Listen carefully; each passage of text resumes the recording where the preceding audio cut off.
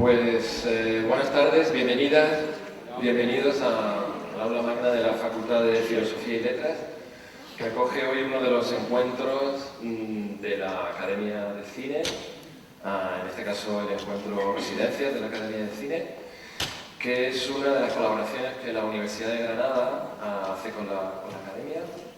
Estamos muy felices de recibir y de ser hoy las anfitrionas de este encuentro. Ahora voy a presentar a las cuatro participantes en esta conversación. Quiero mencionar, aparte del agradecimiento a la Academia, por supuesto, y a la Facultad de Filosofía y Letras, que está con nosotros, a la Facultad de Comunicación y Documentación, también su decano está con nosotros, el proyecto de investigación FITRANS, que junto a la Academia pues son los que han hecho posible que este encuentro tenga lugar hoy aquí, con la excusa de la celebración de la Gala de los Goya el 8 de febrero. Más allá del posible brillo de los premios y las galas, hoy vamos a conocer mejor cómo una institución como es la Academia de Cine apoya y cuida el futuro y las posibilidades de creación cinematográfica del talento que merece ser impulsado. Seguro que ahora Inés Enciso, a la que presentaré a continuación, va a incidir en ello. El cine de las cuatro directoras que nos visitan hoy es una cara brillante en la creación, tanto en el cine de ficción como en el documental, el formato de largo o corto, del cine que las mujeres están haciendo hoy en la industria española. Atentas a realidades humanas urgentes y cotidianas que mueven nuestra mirada, nuestras emociones y a partir de ahí nuestra capacidad de imaginar, de empatizar, de hacernos más humanos y de aprender cine, porque hoy estamos en la facultad, en la universidad, y de lo que se trata también es que de todas las estudiantes que nos visitan hoy aprendamos algo de cine, ¿no? Ante todo son cuatro excelentes directoras, cineastas con mayúsculas, que se encuentran en distintos momentos de su carrera, pero que ya vais a ver que tienen mucha experiencia que compartir. Empezando desde el extremo, tenemos con nosotros a Sandra Romero, que este año está nominada a Mejor Dirección Nobel con su primer largometraje, Por donde pase el silencio, y que en su currículum más reciente tenemos que citar la dirección, la realización de 3 de los episodios de la serie dirigida por Rodrigo Sorogoyen, Los años nuevos en Movistar Plus, aparte de su trayectoria como cortometrajista, etc. Bienvenida, Sandra. Junto a ella está Paula Palacios, que en esta ocasión, en esta edición, está nominada a Mejor Largometraje Documental por Mi hermano Ali. Es una de las documentalistas más experimentadas, más reconocidas, más prestigiosas del cine español. Una de sus películas anteriores, Cartas mojadas, estuvo también nominada a los Goya y tuvo un recorrido muy espectacular en cuanto a premios, festivales, etc. Lo mismo que Mi hermano Ali hasta ahora. Y en el centro, pues tenemos a Celia del Moral. Antes hablábamos que... Perdón, Celia de Molina, disculpa, un lapsus con una de mis queridas colegas. Celia de Molina, perdón, que casi está volviendo como a casa, porque se crió aquí en Granada, aunque nació en Linares, actriz, dramaturga, directora, que está nominada en la categoría de Mejor Cortometraje de Ficción, con una película absolutamente maravillosa que tenéis que ver, que es Cuarentena. Bueno, una trayectoria también en el territorio de las series de televisión, etc. Y por último, junto a mí, Inés Enciso, que es la responsable del área de desarrollo e investigación de la Academia de Cine y asesora de inclusión y accesibilidad en el Centro Dramático Nacional. Es una personalidad bien importante en el territorio de la gestión cultural relacionada con el arte cinematográfico y también el arte dramático. Como una pequeña perla de su participación en la industria del cine, me gustaría compartir con vosotras que fue la coach responsable de interpretación de Campeones, de la película de Javier Fesser. En 2019 fue reconocida con la medalla de oro de la Cruz Roja Española. Y le paso la palabra a Inés, que va a conducir el diálogo. Bienvenidas a las cuatro y muchas gracias por estar con nosotros.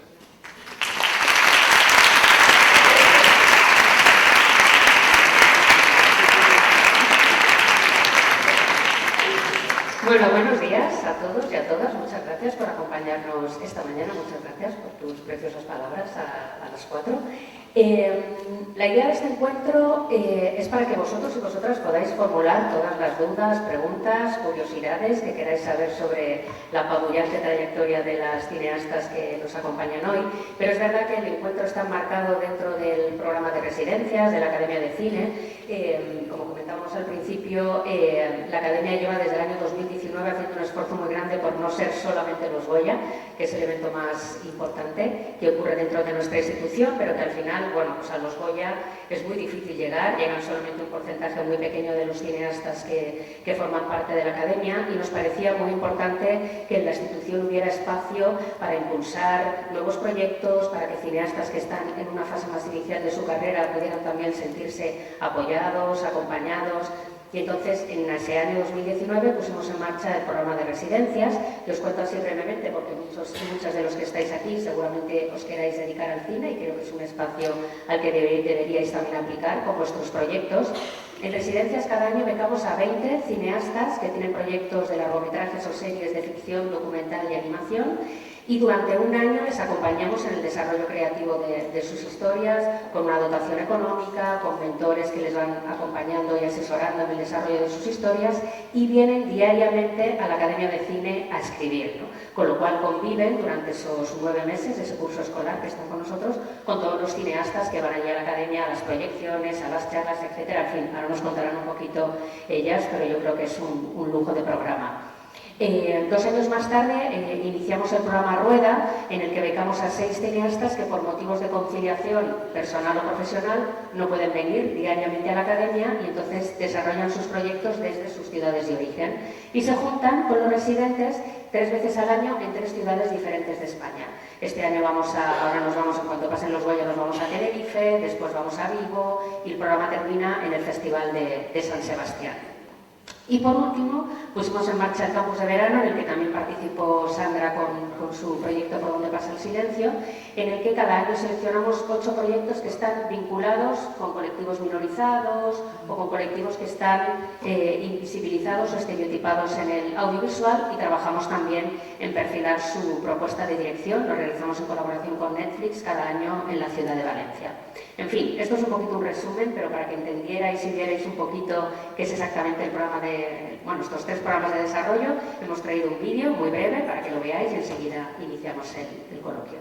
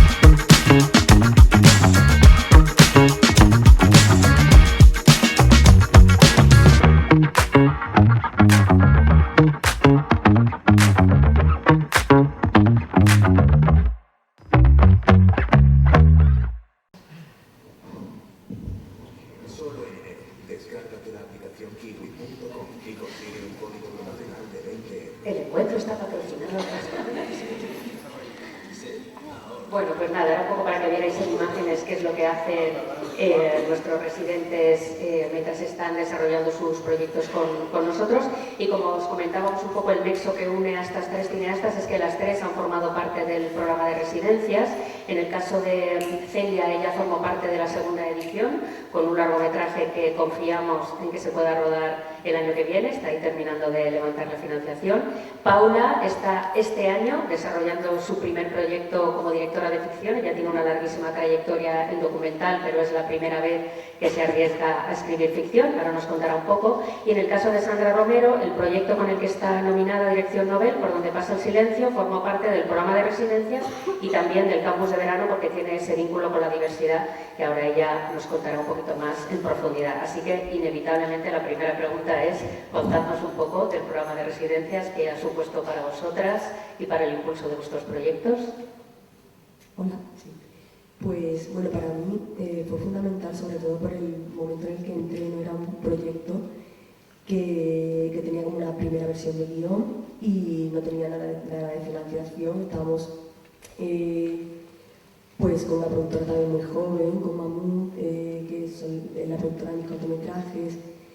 Todavía estábamos solos en ese momento, y que entrase en residencia de la academia, o sea, nos dio por una parte mucha visibilidad de cara a los productores, nos dio un proyecto que a ojo, ¿no?, después de todo ese año de desarrollo, a ojo de los productores que necesitábamos para poder hacer la película, pues ya les pareció un proyecto que podía salir adelante. Era un proyecto complicado y toda la complejidad que tenía, yo creo que ayudó mucho que confiasen en nosotros para estar ahí, ¿no?, para estar entre esos 20 proyectos. Luego también hay que hablar de de ese año que prácticamente nos financian, porque escribir al principio, bueno, al principio desgraciadamente también, no tan al principio, es muy difícil que en un proyecto que no tiene nada de financiación alguien te pague. Si no te paga, no le puedes dedicar tanto tiempo a ese proyecto, que necesita tiempo para ser un buen proyecto, porque esto se trata también de tiempo. Nadie en 2 días va a hacer un guión increíble, ¿no? Y sobre todo también hay una cosa que es cómo esas dinámicas entre compañeros que vienen de documental, de ficción, de animación, series, como al final te nutres de las distintas experiencias de otros compañeros que muchos de ellos no son sus primeras películas, sino ya sus segundas. Y yo creo que esa fue la clave, ¿no?, de por lo menos ese año que yo viví en las residencias. Y luego en el campus de verano de la academia en Valencia, a mí también me ayudó mucho, y sobre todo a entender desde dónde contamos las historias cuando tenemos un personaje diverso por alguna circunstancia muy distinta. Cómo contar a un personaje desde el respeto, tratar de huir de los clichés, profundizar en esos personajes que tienen muy poca visibilidad en nuestras ficciones, y que si lo vamos a contar, que deberíamos contarlo, que lo hagamos bien, ¿no? Y que eso fue básicamente lo que nos centramos en esa semana en el campus. Hola, bueno, gracias a la universidad por acogernos. Como ha dicho Inés, yo estoy en estos momentos en el programa de residencias. Para mí es un lujo porque vengo de hacer muchos documentales. Los documentales que yo hago además son bastante de aventura.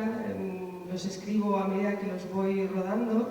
El último, mi hermano Ali, son 12 años de rodaje. Imaginaros, tardó mucho en hacerlos, pero además, pues eso, que la escritura se hace, la hago yo en rodaje y con las montadoras en la sala de montaje. Entonces, enfrentarme a una película de ficción me requiere colocar la cabeza en otro lugar. Y el programa de residencias me está permitiendo, aparte de contar con tiempo, que es el lema que tiene el programa, que es muy bonito, es contar con tiempo, ¿entendéis el doble sentido, no? Es obligarme un poco también a poner la cabeza, centrarla y entender este proceso de escritura, que es muy diferente. Yo estoy desarrollando una película de ficción que se llama Amor de Dios, que es un guion original de Carlos Saura, que estoy adaptando o intentando adaptar para que sea lo máximo posible, o bueno, al 100% si es posible, mi historia. y claro, pues eso requiere tiempo y requiere dedicación y está siendo un lujo. Y luego lo que decía también Sandra, los compañeros y las compañeras, se genera una dinámica ahí en la academia, somos 20 los que vamos diariamente, muy gratificante, ¿no? Porque cada uno somos de disciplinas diferentes.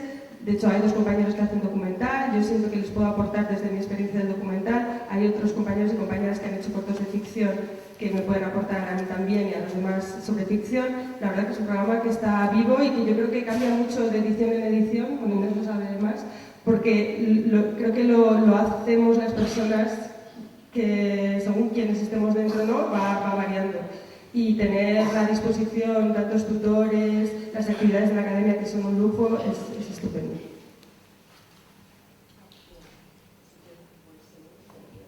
Hello. Pues a ver, para mí las residencias de la Academia de Cine fueron un punto de inflexión en mi vida profesional y han sido importantísimas. De hecho, yo antes de estar en las residencias, sobre todo me dedicaba a ser actriz, luchaba por conseguir salir en algún casting que me saliera. Y al entrar en las residencias de la Academia de Cine nació una guionista y una directora. Yo entré con un documental y salí con una ficción. De ese proceso, lo más increíble, no voy a repetir lo que dicen mis compañeros, pero es que es verdad, o sea, es el poder compartirlo con el resto de compañeros con los que estás pues, un montón de horas al día en una biblioteca metidos allí en la Academia de Cine y estás hablando de, pues tengo este bloqueo, quiero hacer esto, quiero lo otro. Las sinergias que se crean son fundamentales para que el proyecto crezca y es algo que no suele pasar porque la escritura suele ser algo muy solitario y de repente allí pues tienes gente que está como tú.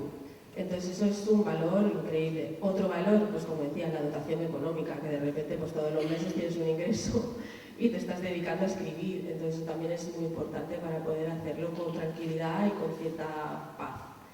Y los tutores. Es que vas a tener gente hiper mega profesional que tienen trayectorias increíbles que de repente se van a sentar a escuchar y a leer lo que has escrito y que te van a ayudar a construir tu historia. Entonces me parece como pues brutal, o sea, técnica brutal. Bueno, estáis nominadas, Sandra en la categoría de Mejor Dirección Novel con el proyecto Por donde pasa el silencio, Paula Palacios a Mejor Documental con Mi hermano Ali y Celia de Molina a Mejor Cortometraje de Ficción con Cuarentena. Contadnos un poco de dónde surgen estas historias. Ay, madre. Pues a ver, la mía nace de un momento muy concreto que es el nacimiento de mi primer hijo, que, bueno, fue un shock tremendo el parto. Yo me había idealizado mucho ese momento, pensaba que, bueno, pues que el parto iba a ser el mejor día de mi vida, que me iban a poner al niño y iba a levitar, ¿no?, de emoción, y que aquello iba a ser, pues, yo qué sé, pues una película maravillosa, y yo pues había leído mucho de, venga, tú te concentras, viene la ola, y entonces pasa y tal, y no sé qué. Y la hostia que me llevé fue bastante tremenda. Y dije, wow, en ese shock increíble decidí, me acuerdo estaba en Málaga en casa de una hermana mía y decidí soltar como imaginarme que estaba hablando con una amiga y que le contaba todo lo que me había pasado en el parto. Y lo solté, de hecho creo que puedo decir que es una versión 0 o una segunda, o sea, no está prácticamente ni retocado, o sea, es tal cual como lo solté, en plan, hemos sido engañadas. Y surge así, y ese es el nacimiento del corto, de un nacimiento. Y también nací yo como directora y guionista, en cierta manera, porque es como la primera vez que además me financian, que consigo levantar un proyecto, y mira dónde estoy, en Granada, Casina.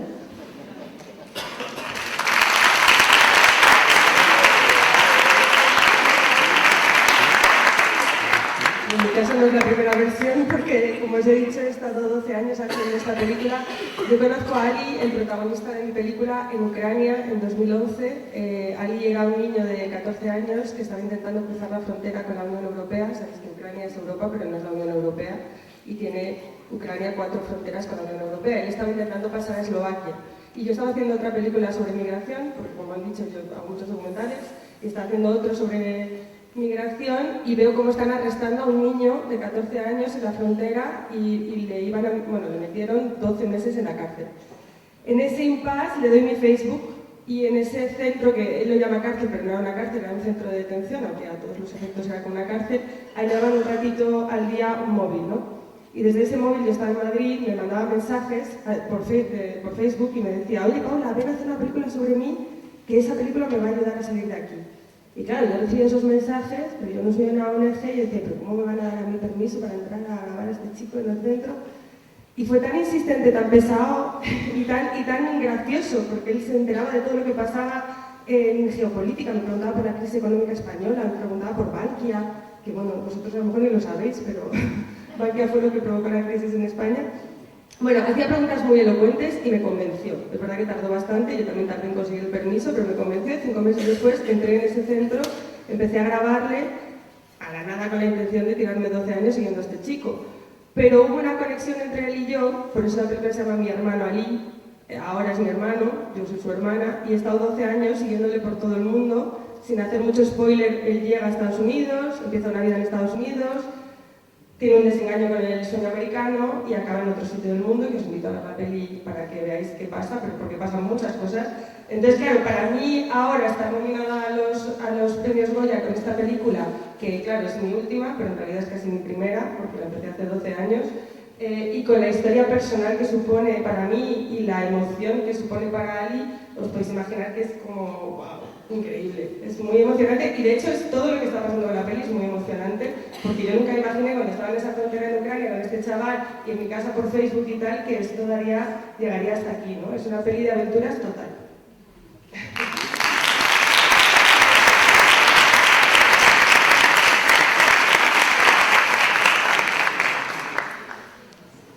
Pues en mi caso, la película surge porque, bueno, yo soy de un pueblo de aquí de Andalucía, de Écija, y los protagonistas de mi película son mis amigos, también desde que tengo 15 años, ellos eran un poco mayor, ella era un poco mayor que yo.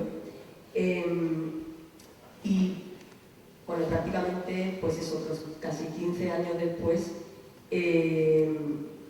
estoy haciendo esta película con ellos porque Antonio, que es el protagonista, y yo en un momento de los 20 algo nos vamos, él se va primero a Madrid a ser actor o a intentarlo, yo me voy detrás a intentar estudiar cine y desde el principio todas las ficciones las hacemos juntos. La primera vez que rodamos en un pueblo volvemos a rodar juntos y esta película es casi, no sé si el principio o el final de algo, no sé muy bien, pero sí que es como el punto de inflexión de nuestro trabajo juntos, ¿no? Un trabajo en el que participan también Javier y María, que son sus hermanos en la vida real, que son sus hermanos en la ficción de esta película, ¿no? Y nace un poco de ese interés que yo tengo por la ficción, pero también mucho por la vida, que no la sé separar.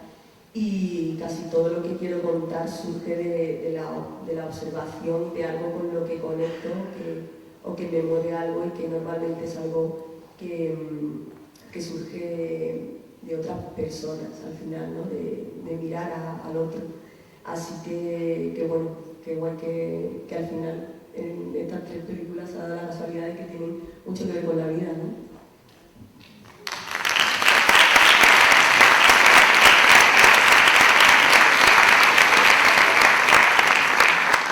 Sí, es curioso, como decía Sandra, que los 3 proyectos son muy personales, muy autorreferenciales, no tienen mucho que ver con experiencias vividas directamente por vosotras, que es algo que yo creo que estamos viendo en el cine también últimamente, ¿no? Que se está cada vez contando más historias, eso, en primera persona. Y otra cosa que también se está viendo mucho, afortunadamente, y que esta mesa es un reflejo de eso, es que las mujeres están cada vez ocupando un lugar de más visibilidad y en puestos más relevantes, ¿no? Dentro de la industria del cine. ¿Creéis que realmente esto es así? ¿Es un espejismo? ¿Cómo lo sentís vosotras como directoras?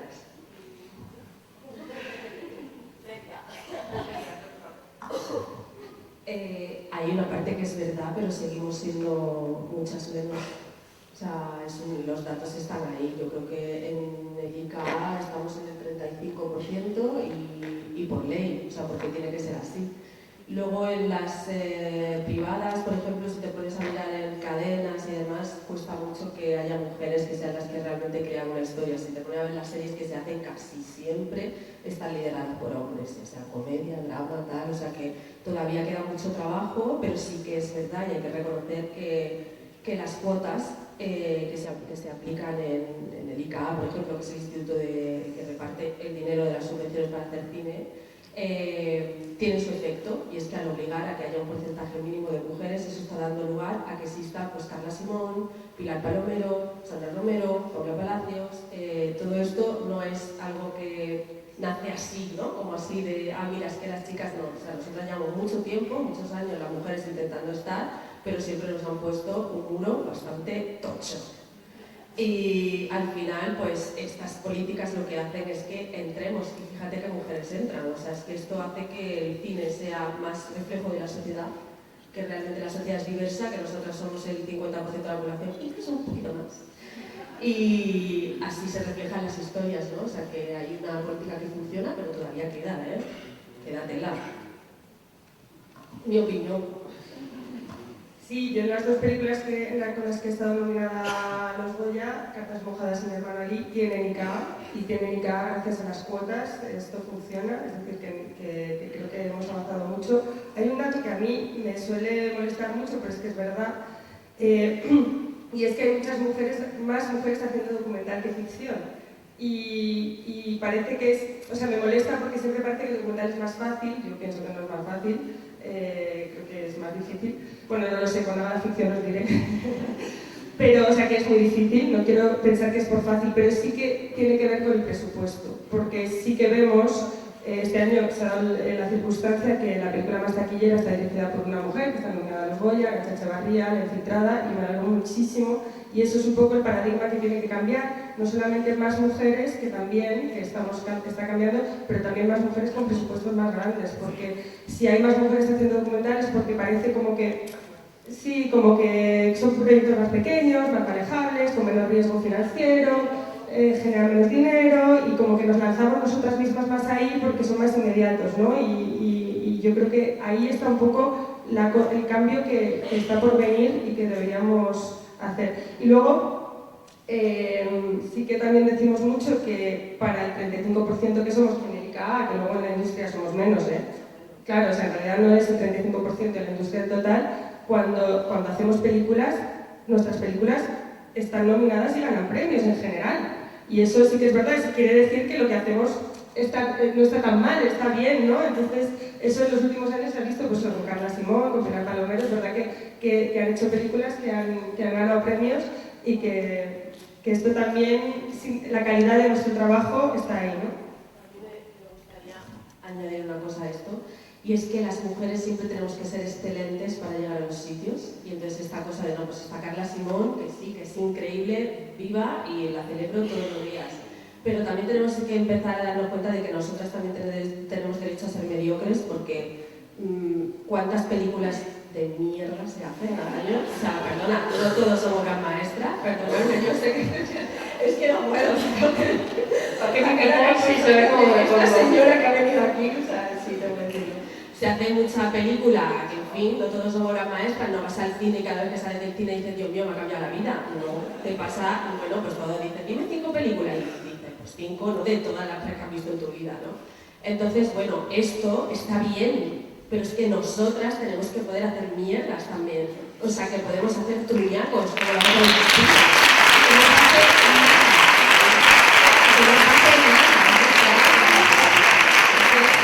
creo que lo que tiene que pasar es que sea la igualdad de oportunidades, para bien y para mal.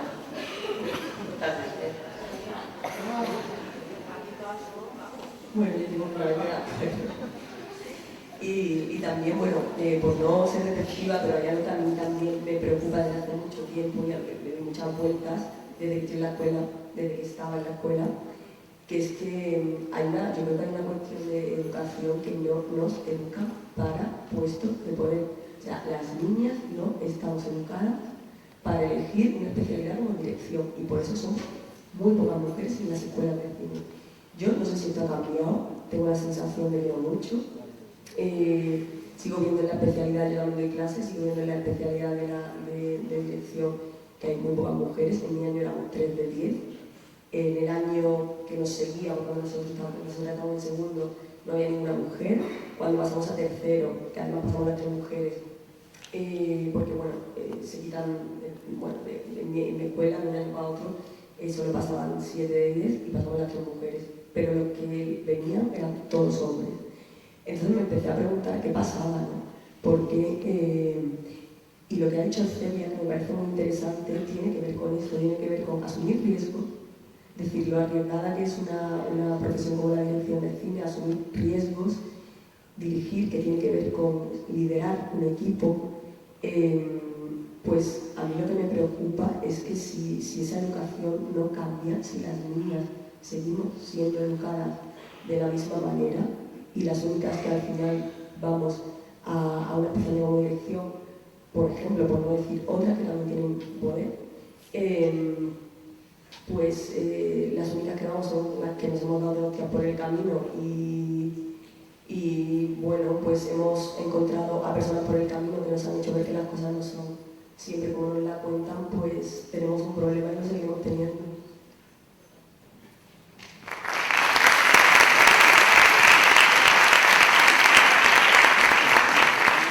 ¿Alguien quiere preguntar algo? Está el debate calentito, igual hay alguna. Mira, muy bien.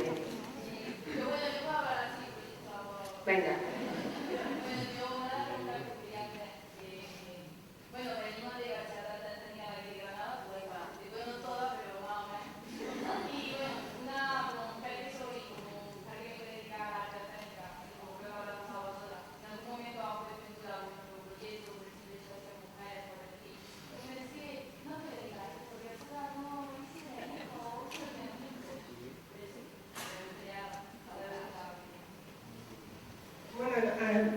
A mí lo que me ha pasado mucho, como yo hago mucho documental en el mundo árabe, me preguntan mucho si, o sea, mira que he visto cosas, he grabado cosas increíbles, y a mí sí, personalmente me fastidia mucho que la pregunta sea siempre si como mujer me han tratado peor, o sea, entiendo la pregunta, pero es verdad que tengo ganas de hablar de otras cosas que no sean solo sobre mujer. Sí que me ha pasado, por ejemplo, en Cartas Mojadas, que supongo que no la habéis visto, pero es una peli muy cañera, muy en el mar, rodada en el barco del Open Arms y en el barco de guardacostas libios, que si no estuvieran los créditos me han dicho que esa película no parecía hecha por una mujer.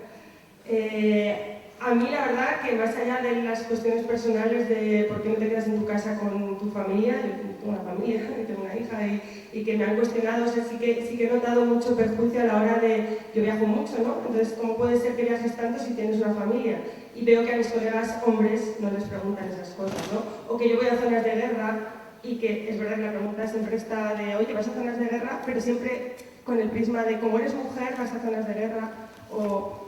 Sí, pero bueno, es que la esquivo bastante porque es que a mí me apetece también que hablemos de nuestro cine y que no siempre sea de, oye, el cine de mujer ¿cómo es? Es que, por ejemplo, en mi cine es diverso y es diferente, pero es diferente del de Sandra y Sandra es mujer, y es diferente del de Celia y Celia es mujer. No por ser mujeres hacemos un cine, y en concreto en el mío es, como os he dicho, muy de aventuras y en zonas muy raras y muy de conflicto y pues entonces es verdad que yo salgo bastante de esa, o sea, huyo de esas cuestiones. Muchísimo. O sea, yo es que aquí te puedo contar una cosa. A mí, yo sí siento que a mí, vamos, o sea, el hecho de ser mujer me condiciona muchísimo a la hora de contar las historias.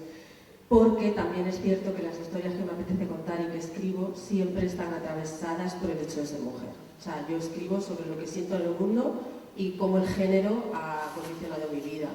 Entonces, en Cuarentena hablo de lo que es un parto, en Postparty, que era una serie, hablo de lo que es la fiesta tras parir que nadie te ha contado, en el Antiblog, que era una serie que hice, también hablaba de lo que significa ser mujer y querer ir a un fotocall y querer ser la mejor y querer ser una influencer. Bueno, o sea, es que todo, y de hecho el largo que estoy escribiendo tiene mucho que ver con estas negativas que encuentro, ¿no? O sea, a mí sí que me ha pasado y yo siento que yo hago comedia, o sea, todo lo que hago son cosas que me duelen, pero las traspaso, ¿no? Les paso el filtro de la comedia. Y esto, siendo mujer, o sea, tú llegas a un sitio y decir, quiero hacer comedia con esto, o sea, a mí me han llegado a decir, pero es que esto no lo va a entender nadie, es que esto le va a hacer gracia solo a 4, es que esto no... O sea, de hecho, con Postparty, cuando fui a presentar a una cadena, me dijeron, está muy guay, es muy divertida, pero tiene un problema gigante. Y yo le dije, ¿cuál? Me dijeron, no es universal. Y entonces, claro, fue como, hostia, no es universal nacer y la maternidad, ¿no? O sea, 2 tíos que habían salido de una vagina me dijeron eso, ¿no? Entonces, como, bueno, que yo me fui a mi casa muy deprimida y muy diciendo, hostia, es que solo escribo para 4, es que esto es horroroso, es que no sé qué. Lo que pasa es que no sabían ellos que me habían dado el motor para una película que se llama No soy universal, que es esta que haré, y que justo habla de cómo me condiciona y cómo nos han dicho que todo aquello que hay en las pantallas se supone que es lo universal, ¿no? Como los temas de, pues eso, narcotráfico, súper universal. O sea, estamos todo el día pues hablando con nuestro amigo narcotraficante cada día, o sea, como sí, pues esa sí es universal. El dolor de mis pezones, no, eso vamos a dejarlo para otro día. Entonces, claro, pues en esta peli lo que vamos a hablar de lo que nos han dicho que es universal versus lo que somos en realidad. Entonces yo sí que mi cine está condicionado por el hecho de quién soy y de cómo me atraviesa el género. De hecho, el género es algo que me cuestiono mucho, que me vuelve loca, que siempre estoy ahí y he recibido muchas negativas. Y siendo mujer, ya te digo que, vamos, haciendo comedia, es que piensa, o sea, decirme una chica que haga comedia de autor, o sea, aquí en España ahora, una serie, una película...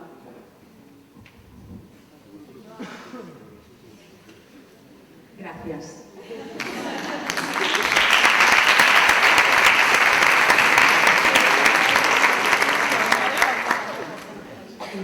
Pues bueno, a mí me pasa un poco como a Paula, que lo evito todo el tiempo, o sea, me escapo o me enfrento, yo también tengo con esos límites. Sí que me he sorprendido a mí misma, quizá desde el principio, intentando...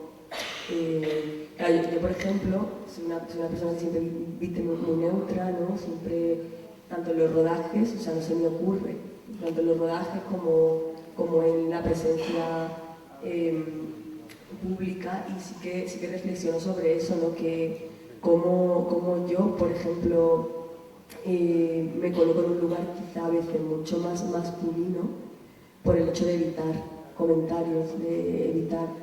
O sea, y eso al final no es que venga de fuera, no me lo ha dicho nadie, pero sí que me pasa un poco como cuando hablas de esto de la educación, en sí no te ha dicho nadie algo concreto, no te tal, pero con las energías que se mueven, una va intentando colocarse en un sitio cómodo para una misma y para adelante, ¿no? O sea, como intentar evitar eso forma parte de mi día a día también, siento. Pues no he vivido una experiencia así porque creo que las he evitado mucho. Yo a eso sí te diré que, o sea, a mí sí me ha pasado, por ejemplo, en un pitch, sabéis que para encontrar financiación para nuestros proyectos tenemos que ir a pitchings y a mí se me pasó un día, por contarte ejemplos, que me quedé en shock, que bajé a desayunar y me puse ese día mona, pero que me intento poner mona en general, pero es verdad que ese día me arreglé, como yo creo que se arreglaron mis colegas, y sí que recibí comentarios de mira, se ha puesto mona para que le dé más dinero, el típico comentario, sí, y recuerdo ese, que no ha habido muchos afortunadamente porque me intento proteger, pero es verdad que ese día me quedé un poco diciendo, y me sentí mal de no contestarles, porque eran colegas y el jiji jaja, hoy en día hoy sí les contestaría, pero me llamó mucho la atención.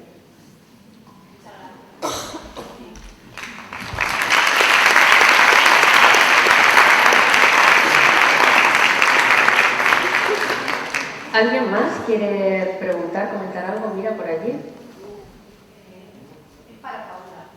Antes, cuando hemos hablado de las firmas, me has dicho que había muchos proyectos a los que reivindicar alguna cosa. Me has hablado de Palestina. Yo te he dicho que también pensaba lo mismo que tú. Y mi pregunta es si has estado por allí, si has rodado algo sobre ese tema y qué piensas de lo que está pasando. Yo en Palestina no he estado, desgraciadamente. De hecho, como tardé mucho en conseguir el permiso de rodaje para entrar en aquel centro, me fui a Kiev para conseguir ese permiso y estuve un mes en el que no me lo daban y estuve a punto de irme a Palestina a hacer un documental y entonces me llamó el Ministerio del Interior y me dijo que me daban acceso y no fui y no he ido. Pero como trabajo mucho en el mundo árabe, efectivamente, y desgraciadamente, esto no es una cosa de hace un año, que ahora es un genocidio, el conflicto viene de largo, conozco muchísimos, tengo muchos colegas palestinos que viven en otros sitios, en Jordania, en Qatar, en Líbano es un problema de hace mucho tiempo y que tiene muy mala solución.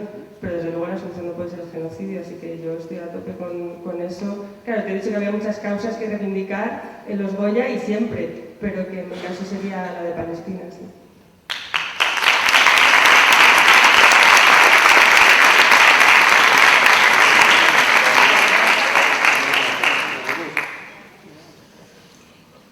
¿Alguna pregunta más? Ahí había una más arriba. Y otra más. Un segundito que te van a pasar un micro para que...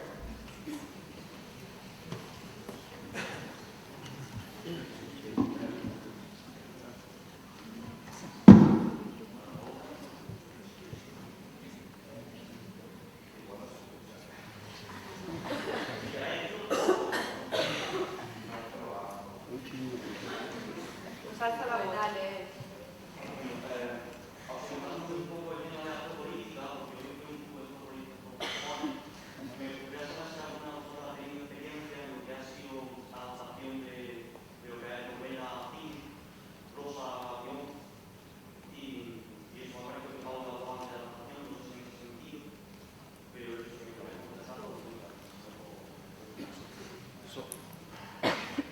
Solo una observación. Si hacemos preguntas, por favor, intentad cuidar el lenguaje si es posible, ¿de acuerdo? Pero gracias por la pregunta, adelante.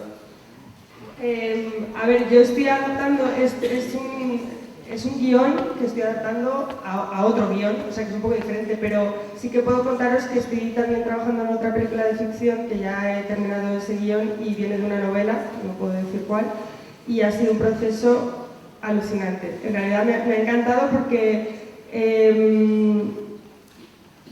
claro, tienes una guía ya, hay un libro que existe, lo tienes todo ahí, imaginar para mí, eso es como increíble, o sea, la historia ya está y además tienes la libertad de poder adaptarla como tú quieras, entonces yo me lo he pasado muy bien y he explorado dentro de lo que está acotado, que es esa historia que ya existe, el poder encontrar otras maneras y, bueno, no te puedo decir mucho más porque no puedo hablar de la historia, pero me parece que es, no quiero decir fácil, pero sí que me ha parecido como cuando ya tienes una guía y la historia te gusta, es un lujo. Yo he trabajado en un proceso de adaptación que además creo que ha sido una de las experiencias más bonitas que he tenido a nivel profesional. Ha sido brutal. Es la serie Invisible, que está en Disney Plus. Soy una de las guionistas y la verdad es que ha sido un placer inmenso. Como dice ella, leer algo que ya de por sí te está marcando un poco cuál es el viaje, ¿no?, del protagonista que quiere contar, pero también tiene muchos retos porque, por ejemplo, en el caso de Invisible, no sé si habéis leído la novela, pero es un monólogo muy interior del personaje hablando consigo mismo. Entonces tú, claro, en las letras, pues, o sea, cuando lees puedes decir lo que siente ese personaje, pero cuando lo pasas al audiovisual, pues a no ser que utilizaras una voz en off todo el rato, que no es el caso, pues es difícil, ¿no? Entonces tienes que ver cómo contar lo que está sintiendo ese niño sin verbalizarlo, ¿no? Y ha sido un trabajo muy bonito de poner todas esas emociones en imágenes y que hubiera mucho concepto del miedo. No sé si habéis visto la serie, que si no la habéis visto la recomiendo encarecidamente y sobre todo en algunas edades es bastante fundamental, yo creo que para todos en realidad, porque tanto padres que tengan hijos, gente que tenga hermanos pequeños o no, el bullying está ahí y creo que es una adaptación bastante, está feo que lo diga, pero que verdad, bastante buena del libro. Así que si podéis verla, Disney Plus. Igual yo tengo mucho más que añadir que lo que han dicho mis compañeras en cuanto a la adaptación. Mientras pasamos a la siguiente pregunta, quería hacer también yo una, si os parece bien. Incluso engarzando con la línea anterior sobre género, pero yendo un poco también a lo que intentábamos al principio, de convertir, aunque sea de manera muy modesta, en una clase de cine también este diálogo, ¿no? Y me gustaría preguntaros en ese triángulo entre el género, si queréis seguir con él o no, los temas que os preocupan, más allá del género. Yo creo que hay una carga de crítica y de pensamiento crítico detrás de vuestras películas, por muy diferentes que sean. Temas etiquetados quizás un poco manida, ¿no?, de lo social, pero que están ahí. Es decir, migraciones es evidente en el cine y la trayectoria de Paula. La cuestión de los cuidados y de las relaciones más o menos conflictivas con la familia cuando uno vuelve además de un entorno al que se ha ido, a un entorno rural o a un entorno más, ¿no? De un pueblo que es un pueblo grande, como es la historia de Paz en Silencio, los cuidados masculinos, además, que es algo que no solemos ver normalmente en cine, y luego la cuestión del alumbramiento, la cuestión que hay detrás de toda la decepción y la caída del castillo de naipes, en el caso de tu corto, la autoficción también en tu obra anterior, Celia, y cómo juegas con el humor. Hay decisiones para reunir esas preocupaciones y esos temas con cómo queréis filmar. Por ejemplo, se ha repetido mucho en el caso de Sandra, como la cámara está pegada a sus personajes y toma la decisión de seguir con una planificación muy corta, muy siguiendo a los dos hermanos protagonistas, sobre todo Antonio y Javier.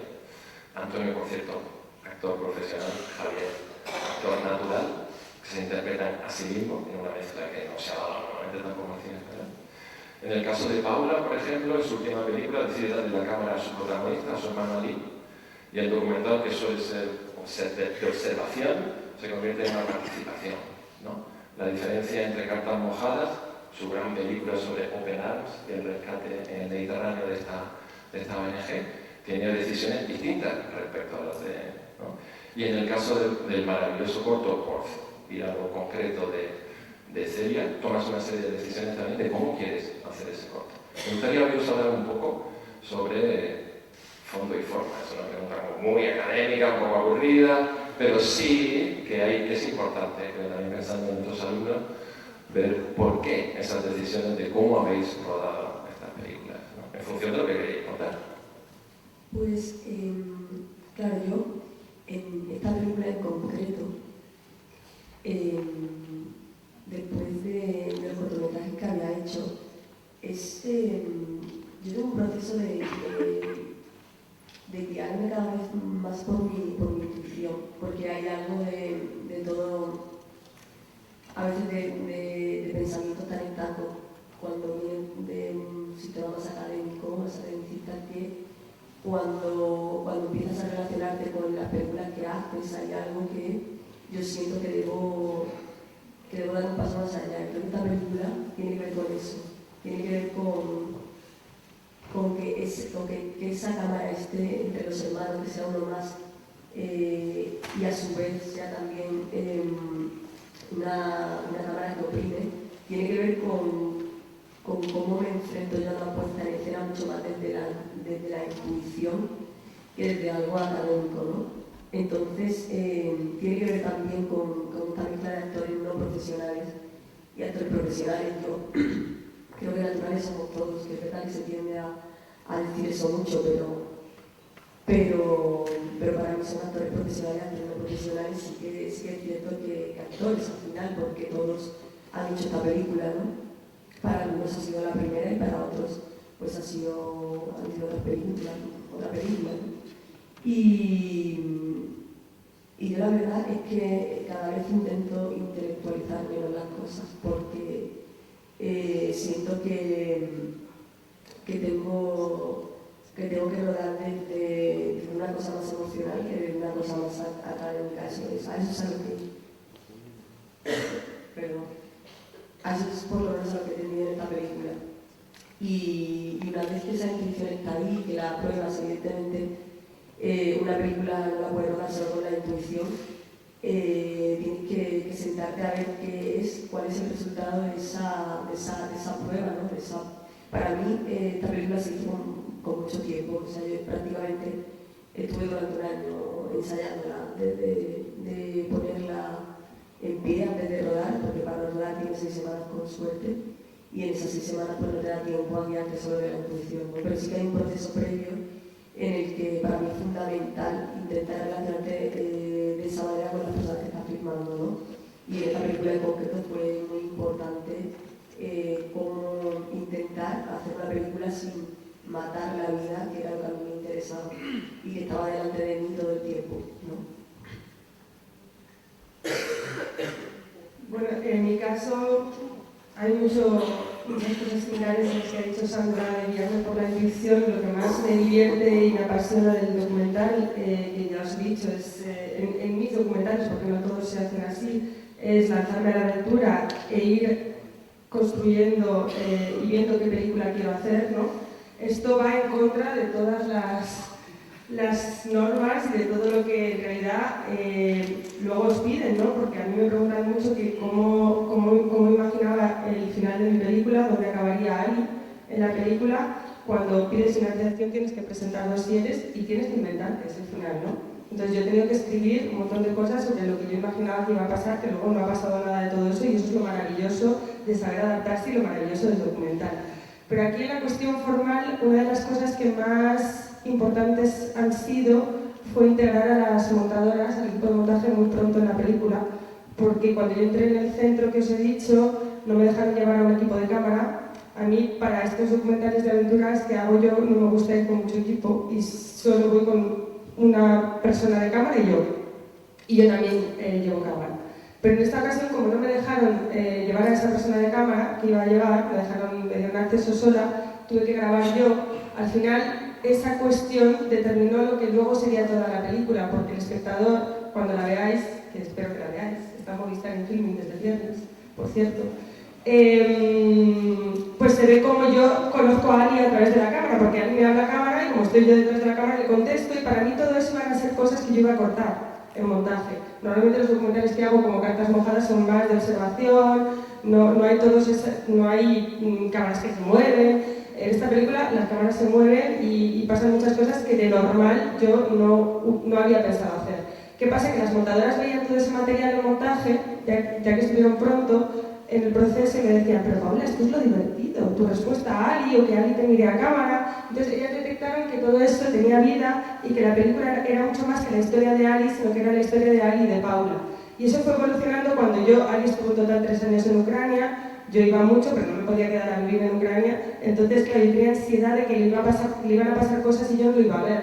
Y ahí es cuando tomo la decisión de darle la cámara, y él, sorpresivamente para mí, en vez de usarla para grabar su día a día, empieza a grabarla para mandarme mensajes a mí. Lo cual fortaleció todavía más esa cosa que decían las montadoras de que la historia estaba entre nosotros dos, que yo rechazaba por completo porque yo no pensaba ser un personaje de la película, porque para mí la película era sobre Ali. Pero ya llegó un momento que, bueno, se puede, cuando veáis la película sabréis por qué, en la que ya asumo que soy un personaje, y ahí ya la cuestión formal es una decisión evidente y clara, donde ya hay una cámara que nos graba a los dos y ya soy un personaje claramente dentro de la peli. Entonces yo he acabado siendo un personaje dentro de la peli, y todo eso ha sido de forma, pues la intuición, el ir viendo qué película estás contando y ir dejándote sorprender. Pero es verdad que cuando también, o sea, cuando sabes cuando ya has descubierto qué historia quieres contar del todo, ya es mucho más fácil el que esas decisiones cobren sentido y el darles forma, ¿no? Pero hay una evolución muy clara en esta película y se va viendo. Yo tenía muy claro desde el principio cómo quería hacerlo, y para mí era muy importante que, bueno, el corto es un monólogo de 6 minutos de una persona hablando sin parar mientras come.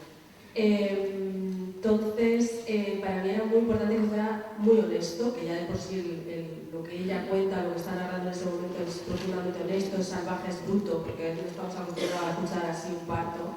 Entonces me parecía que lo que más sentido tenía era que fuera lo más limpio posible, que no hubiera nada que te distrajera, que no hubiera ni un poquito de música, que fuera como ella y solo ella y su relato, porque era mi manera de decir, esto quiero contarlo, ¿no? Y como directora tenía que hacerlo así. Es cierto que tuve muchas dudas luego cuando lo vi, dije, madre mía, que he hecho, menuda loca, está aquí con el que, madre mía. Luego me alegro muchísimo, porque son las típicas dudas que te surgen cuando estás con un proyecto y te llega, pues tener dudas de lo habré hecho bien, ¿no? Pero ahora me alegro mucho de haber tomado esta decisión, que además tiene mucho que ver con un parto, ¿no? O sea, que es como, hay un movimiento de cámara simplemente, y en ese movimiento es como la salida, ¿no? Como también como esto el parto cuando nace, cuando algo sale, ¿no? Y lo tenía muy claro también porque siempre, o casi siempre, por no decir la maternidad o lo que es un parto se ha contado en el audiovisual de una forma muy edulcorada. Entonces siempre pues violines, o el momento de la madre, o la cámara tal, y me parecía que yo quería huir de todo esto absolutamente y quería que fuera lo más radical en ese sentido, y así.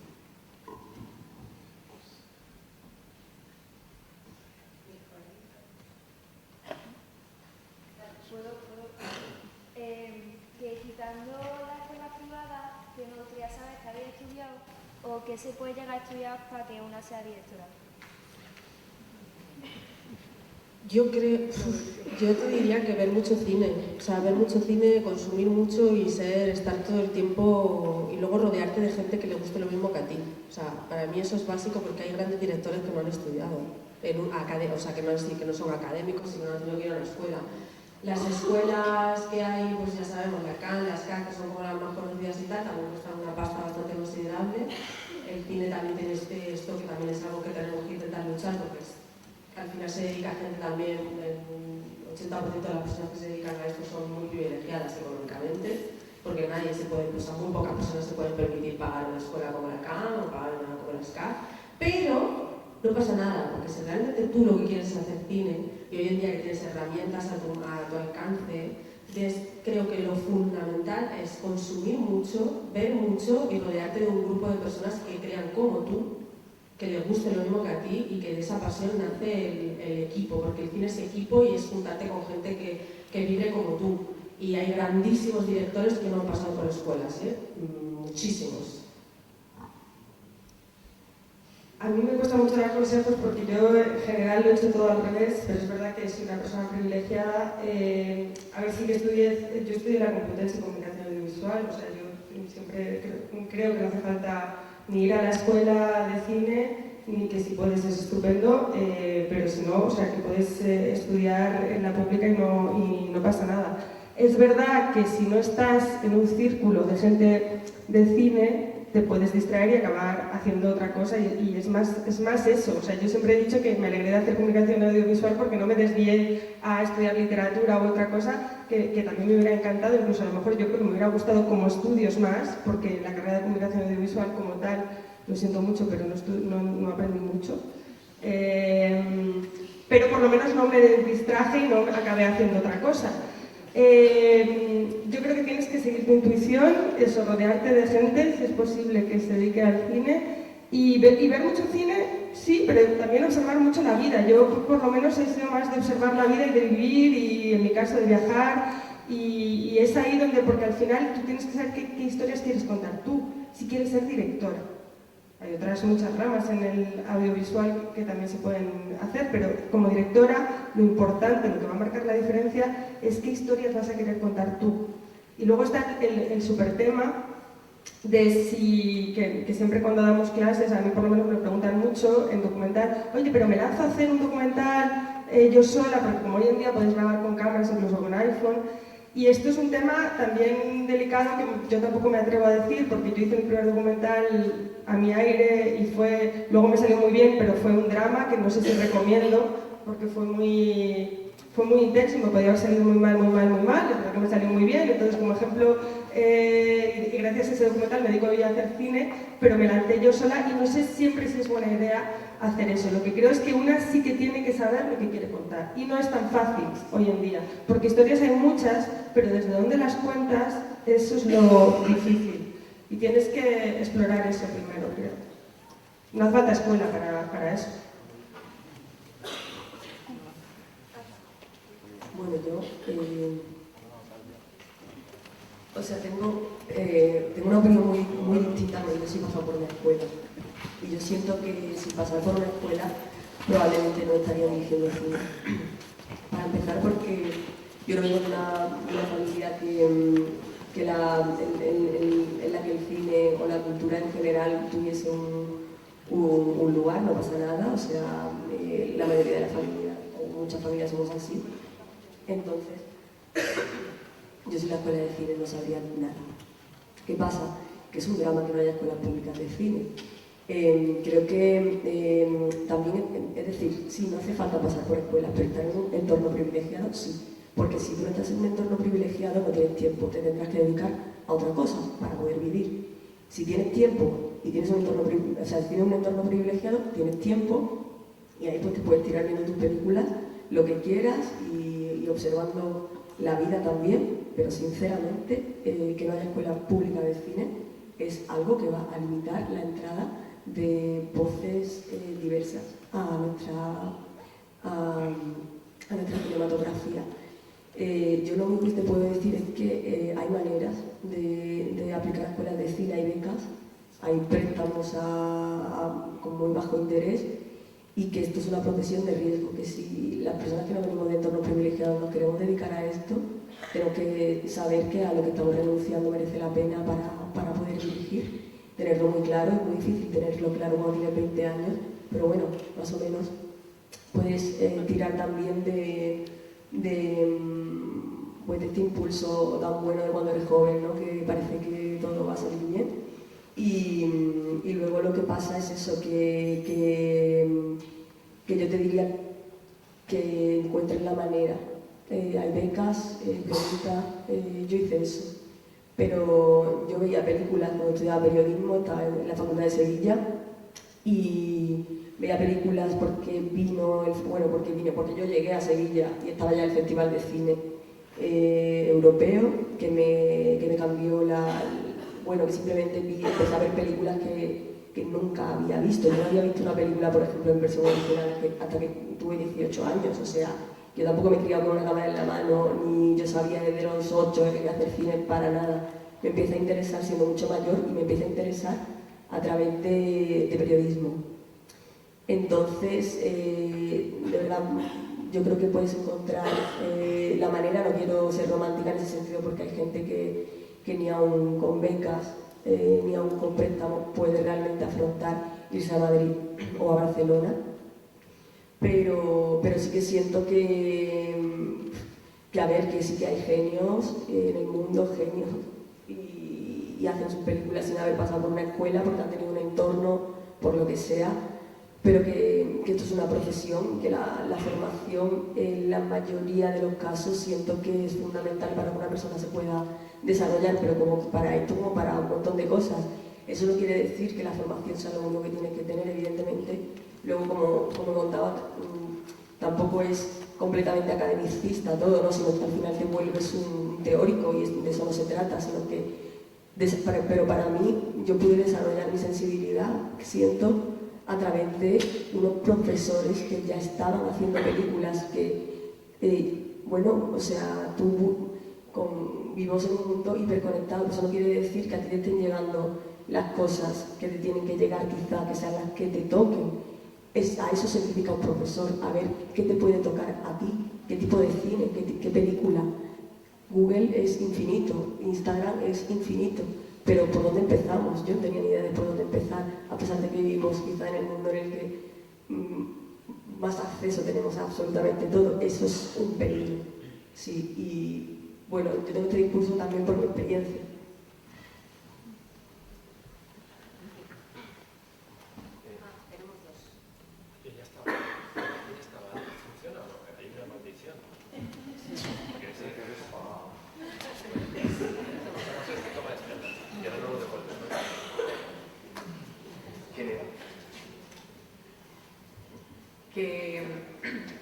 Me pregunta que tenía mucha curiosidad por saber qué significa para vosotras estar nominada a unos Goya, que cómo lo habéis vivido.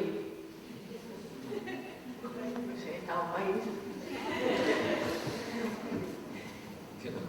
Bueno, yo en mi caso, la otra vez estuve nominada en la pandemia. Fue el año de los Goya, que no sé si os acordáis de la pandemia. Entonces ahora, claro, todo el mundo me dice, pero es tu segunda nominación, pero yo no viví la mayoría de cosas de encuentros presenciales como hoy, que es fantástico. Una de las cosas más bonitas es poder conocer de cerca en este proceso tan emocionante a otras personas nominadas. Pues está siendo muy chulo, ¿no? Que convives con ellas y con ellos. Y luego yo en el documental en concreto, me imagino que cada una lo verá también desde su prisma, pero yo siento que al documental le da a la película una oportunidad brutal de que sea más vista. Nos han reprogramado en cines, la ha comprado Filmin y Movistar. O sea, siento que gracias a la nominación mucha más gente va a ver Mi hermano Ali, y de eso se trata. O sea, hacemos las películas para que se vean, ¿no? Entonces, que mucha gente piensa que la nominación es simplemente el reconocimiento y tal, y la gala, y no, al final de lo que se trata, porque para eso lo organiza la Academia de Cine, es de promocionar nuestros trabajos y de que más personas lo vean, porque ahora todos y todas vosotros vais a ver Mi hermano Ali, que si no, no la veríais, o no, pero me lo prometéis que la vais a ver. Vale, gracias.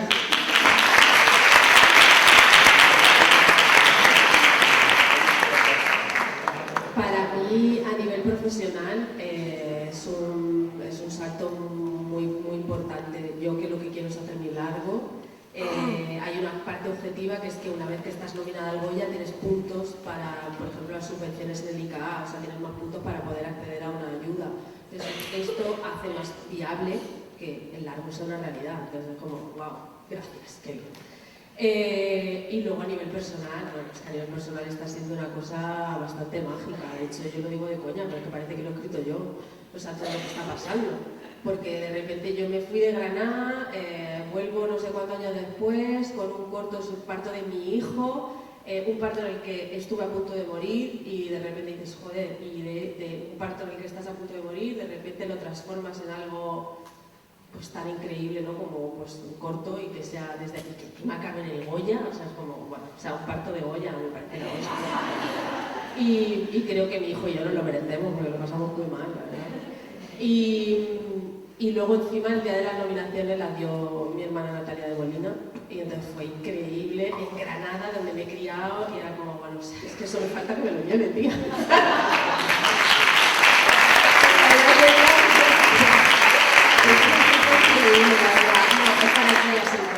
Y luego está aquí Inma, tío, que llevo sin verla no sé cuántos años, que es una mujer súper importante en mi vida, que no puedo, o sea, es que está siendo hiper bonito, o sea, increíble. A ver, perdón, se me ha quedado una cosa atrás. Que, por ejemplo, Residencia de la Academia de Cine y Campus, es que me he acordado de Tania. Tania es una compañera que no pudo estudiar cine por circunstancias y ahora está en la Academia de Cine, o sea, en la residencia de la Academia de Cine, desarrollando su primer largometraje. Ha conseguido hacer, yo creo que 2 cortometrajes. Y es otra manera. Al final, Campus, residencias, también hay... por lo menos en mi año, ese porcentaje de gente que entraba que no ha podido estudiar cine y es una formación para ellos y una manera de ponerlos en contacto con el mundo del cine que es muy interesante y es otro camino también. Yo no me acuerdo ahora de la pregunta. Pues bueno, me pasa un poco, no, también no que estuviese nominada, sino también mi primera vez, pero sí, yo lo recibí. Yo como pongo mucha presión, yo casi nunca me alegro, sino que siento alivio. O sea, como menos mal que la película se va a seguir viendo un poco más, ¿no? Entonces me provocó alegría en ese momento y enseguida alivio de pensar que la película que hemos hecho en equipo con tanto esfuerzo va a tener un poquito más de vida en un momento en el que a veces las películas tienen una vida muy cortita. Así que los Goya aquí en España ayudan a que esas películas ahora estén en Filming, en Movistar y que pues eso, o sea, películas que van a estar en plataformas incluso en el futuro en la plataforma de televisión española y de Canal Sur a la que tiene acceso todo el mundo, pero que estén ahí no significa que la gente vaya a llegar a ellas, pero que ya esté nominada y suene ese nombre puede hacer que la gente entre a esa plataforma en la que hay miles de películas y de repente pues le pueda interesar ver esta, ¿no? ¿Puedo haceros una pregunta? ¿Cuántos documentales habéis visto en 2024? Ahora no, porque en 2025 no, porque claro, luego cortos. ¿Cuántos documentales habéis visto el año pasado? ¿Cero patatero? Bueno, uno, algunos, ninguno. Claro, pues con los Goya vais a ver al menos uno. Oye, pues muy bien, ¿qué es eso? Tú has hecho que visto 20, pero esa media no fue vale. ¿Y cortos? ¿Cortos más? Oye, qué depresión. ¿Y cortos documentales? ¿He dicho qué? ¿Qué? Bueno, pues para eso sirven los Goya, para que los veáis. Sí, y los que estáis, profes que estáis aquí en la sala, ¿utilizáis el cine en el aula como herramienta de educación? No sé si alguien quiere contar alguna. ¿Habéis utilizado alguno de los proyectos que están nominados este año a los Goya en el aula?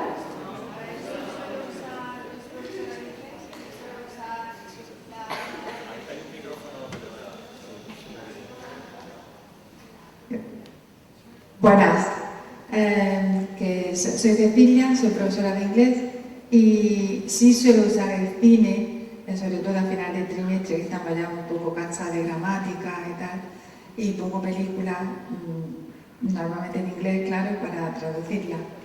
Pero que sí que, además, aprovecho para decir que fui nominada a un corto que hice, me lo nominaron para los premios Lorca. Y es un corto que hice en la pandemia como profesora, lo grabé en el instituto y fui nominada. En fin, bueno, que a partir de ahí pues estoy como muy interesada en todo lo que hacéis vosotros, todos los cineastas y todo el mundo. Y bueno, pues a partir de ahora intentaré poner más cortos españoles y películas para relacionar a los alumnos con vosotros, con todos nosotros.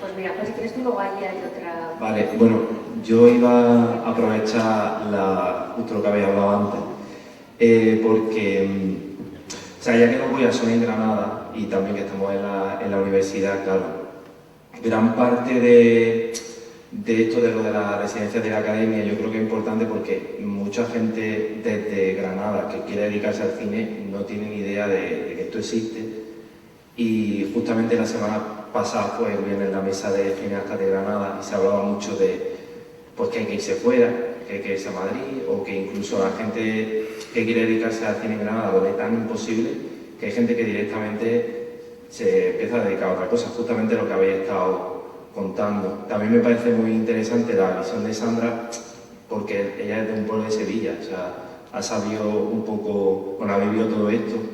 Y yo quería preguntaros eso, con el tema de la residencia de la academia, ¿cómo se entra ahí? Porque generalmente, desde aquí, desde Granada, no sé si es una cosa, una percepción mía, pero se ve como un salto cualitativo muy bestia y se ve algo muy lejano, es como que ni siquiera te lo puedes plantear, ¿no? Es como, ¿cuál es el camino que hay entre medias desde que yo salgo de la carrera o algo parecido, ¿no? o incluso no estudio cine hasta llegar ahí? Porque, o sea, ya os digo, no sé si es percepción mía, pero se ve como muy lejano, como muy tocho.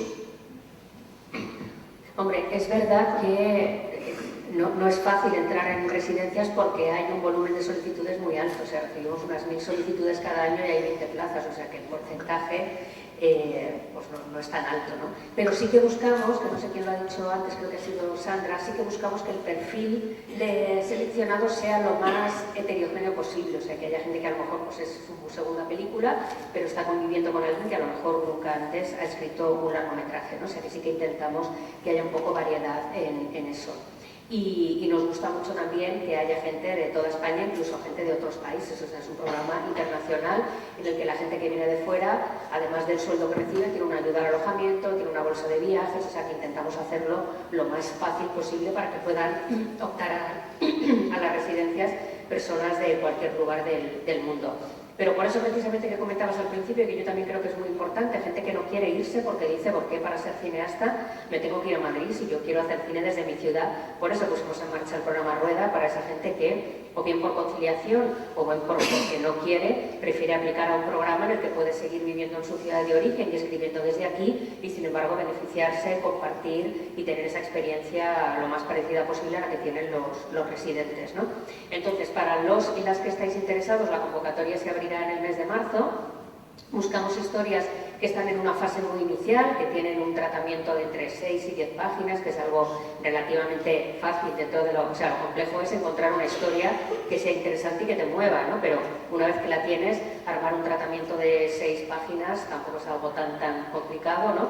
Y luego sí, esa carta de motivación de por qué creéis que es importante formar parte del programa, qué os va a aportar, qué aportáis vosotros, ¿no? O sea, bueno, todo eso está especificado en la web y es lo mismo tanto para el programa de residencias como para el programa Rueda.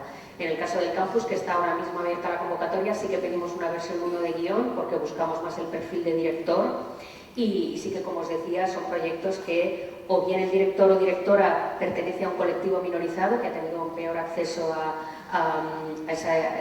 poder formarse en cine, o que cree que el colectivo al que forma parte está invisibilizado o estereotipado en el audiovisual, o que las historias que cuentan hablan sobre estos colectivos. Pero bueno, por no enrollarme, como voy a estar por aquí, si luego alguien tiene alguna duda en concreto, pues la resolvemos.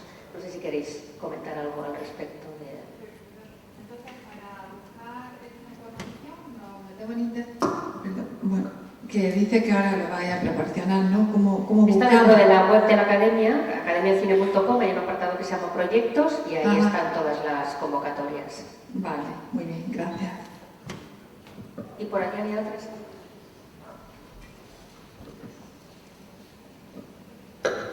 Bueno, yo quería aprovechar, ya que nos has interpelado a las profesoras, yo soy profesora de cine árabe y enseñamos las películas desde el principio hasta el final con los créditos, y os devuelvo la pregunta porque es una pregunta que debemos formularnos.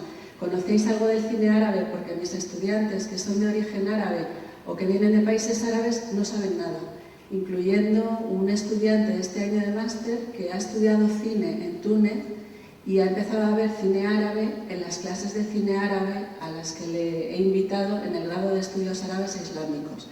Entonces, hay un discurso hegemónico que es occidental y que hace que posiblemente, Paula, no sepas que en Palestina hay un cine documental en el que es muy importante y que constituye la identidad del cine palestino. Y bueno, pues es que aprovecho que aquí hay mucha gente para deciros que me interesa mucho cómo ha hablado Sandra, porque sí que hay oportunidades al margen de los cauces habituales de formarse en cine. Pues aprovecho que estoy sentada al lado de la persona que ha creado una escuela de cine en Granada, que se llama Filmosofía. Y creo que en los márgenes hay muchas oportunidades que es necesario visibilizar y os agradezco la posibilidad de hacerlo aquí, puesto que efectivamente los itinerarios y las dificultades personales que habéis enfrentado pues son las que enfrentan muchas personas, pero que fuera de Madrid, de Barcelona, hay mucho mundo y fuera de Europa también. Y pues son muchos más los retos que se enfrentan en esos lugares que no forman parte de un canon occidental. Gracias. No es una crítica, es una reflexión aprovechando en absoluto. O sea, yo no espero que nadie sepa esto. Sé que somos una minoría dentro de la Facultad de Filosofía y Letras, pero que estamos aquí también. ¿Cómo no voy a conocer el cine palestino? A ver, yo he hecho más de 30 documentales con Al Jazeera Documentary Channel, y en Al Jazeera se muestra, es que no sé qué porcentaje es, pero vamos, yo diría que el 50% de la programación es Al Jazeera Documentary Channel. Son documentales sobre Palestina y hechos por palestinos, así que lo conozco muy bien y es un cine fantástico. Y además, hace poco, desde CIMA, la Asociación de Mujeres Cineastas, trajimos a una palestina a la Academia de Cine, hicimos un encuentro con ella y sus cortos. Bueno, ella en ese momento trajo cortos, pero creo que tiene también largos, estupendos, y pudimos hablar sobre ello. Yo creo que el cine en el mundo árabe está en auge. Al Jazeera tiene unos 20 años, en concreto Al Jazeera Documentary, no sé si son, sí, 20, creo que han cumplido 20 ahora, y Al Jazeera Media Channel 25, creo, y es un cine que yo siento que cada vez se conoce más. No sé, por lo menos en el entorno en el que yo me muevo, mucha gente sí que está muy conectada. Se ha visto mucho en festivales, en Berlín, en Cannes, cada vez hay más historias del mundo árabe, cada vez hay más. No sé, yo mis colegas del mundo árabe, que es lo que más tengo, de todos esos países, de la región MENA, Middle East y North Africa, van muchísimo a todos estos festivales y no creo que sea tan minoritario, creo que está poco a poco en boca de todos. Así que quizá tú querrías, y yo también, porque estamos metidas en eso, que se viese más, pero esto es como todo, cada uno, la gente que trabaja mucho más sobre diversidad piensa que hay poco. O sea, quiero decir que en todos los terrenos tenemos que trabajar más para que se vea más, pero que sí que es un cine que se está apoyando bastante, sobre todo desde los festivales del cine. Mis colegas están yendo a grandes festivales y son de esos países. En cuanto a lo de las escuelas de cine, es fantástico que existan algunas escuelas de cine, no solo está la de aquí, también hay otra en Sevilla, me consta que ahora aquí hay otra en Málaga, pero la realidad es la realidad. La realidad, y eso no sé de quién es la culpa, es que si yo me voy a Madrid a la ECAM voy a tener más oportunidad de dirigir que si yo me voy a una escuela de aquí. Yo no es lo que me gusta, no es la realidad que me gusta, pero es la realidad que veo. Si ya en Madrid cuesta atravesar en una escuela en la que al final todo está conectado para que tú entres en el mundo del cine, que ahora está todavía muy centralizado, la realidad es que estudiar aquí te limita muchísimo y ojalá eso no fuese así, pero eso es lo que hay. Y en cuanto al público, yo no sé si vuestra escuela de cine es pública, pero yo ahora mismo no conozco ninguna que sea pública. Las matrículas son inviables, incluso aunque estés en Andalucía. Claro, espero que vosotros no, pero eso es lo que yo veo también, que personas que están aquí digan, guau, ¿cuánto tengo que pagar por estudiar cine? Es que es necesaria una escuela de cine pública. Sí, si puedo hacer una postilla sobre esta pregunta que es muy importante, aparte de recordar, y no es una competición dentro de la propia universidad, que el grado en comunicación audiovisual pues es el grado de la universidad pública en la Universidad de Granada donde se estudia cine, no es una escuela de cine, no siempre la experiencia es totalmente satisfactoria, como antes decía Paula, pero creo que hemos mejorado muchísimo a lo largo del tiempo y ahí hay una opción en Granada, aparte de las escuelas como Filosofía que se acaba, y también institutos de enseñanza media, donde hay módulos profesionales donde se estudia sonido, donde se estudia imagen, donde hay una calidad de la enseñanza muy fuerte. El viernes se discutía sobre el proyecto de la Escuela de Cine, que también hablasteis tú, Benito y Fernando Franco el 10 de enero, la importancia que puede tener para Granada la Escuela de Cine. Y sobre el cine palestino, y la película de Paula estuvo compitiendo en el Festival de Seminci, allí vimos una película, Fidai Film, una película de cine de documental experimental maravillosa sobre la recuperación parcial y el trabajo con archivos filmográficos palestinos rodados desde el protectorado británico que habían sido secuestrados por el ejército israelí de la sede de la OLP, y su director hizo un documental experimental absolutamente maravilloso. Y yo creo que todos estos días, si no la habéis visto tenéis que verla, estamos comentando No Waterland. Y No Waterland es una película hecha también por un periodista israelí y un periodista palestino, que en Cisjordania, durante 4 años, en unas condiciones heroicas, con producción noruega pero también palestina, se las han arreglado para contarnos todo lo que ha estado pasando antes de los atentados de octubre en los conciertos y el comienzo de la llamada guerra, ¿no? Entonces, sí que trabajamos este tipo de cine, lo hacemos en la Facultad de Comunicación, en otros lados también, y era muy buena pregunta. Sí me gustaría decir una cosa que a mí me da mucha pena, que casi siempre, por ejemplo, en la segunda película que el año pasado ganó la película de Ucrania, los Oscar, ¿cómo se llamaba? La de 20 días en Mariupol, hecha por un periodista, y este año está nominada esta película que está hecha por periodistas.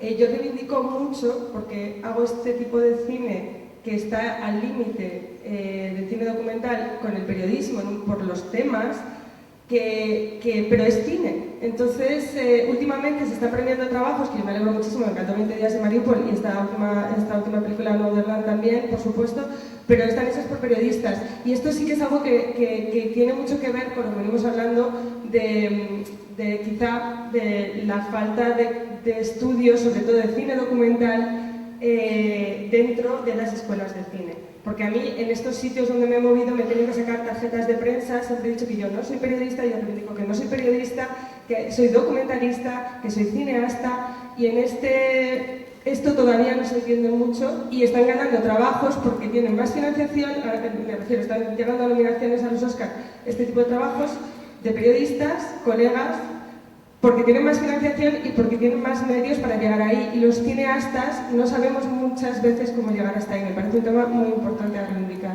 Tienes toda la razón, absolutamente. Y de hecho lo que diferencia un documental de un reportaje es un punto de vista. Yo creo que tus películas lo han demostrado, ¿no? Además hay un trabajo de guión, cartas mojadas, y hay literatura que se está mezclando también con el documental. Decía Bill Nichols, que es uno de los grandes maestros, ¿no?, de los estudios en documental, que un documental no es un documento. ¿No? En cambio, un reportaje puede serlo. Sí, perdón, ¿me pasáis por aquí?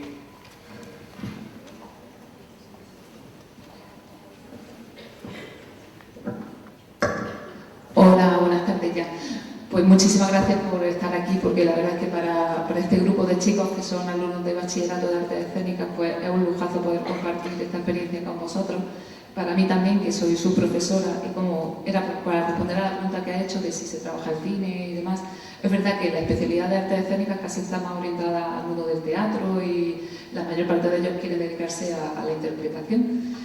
Siempre hay alguna minoría, algunos algún chico, sobre todo chicos, que lo decía antes, que se quieren dedicar a la dirección.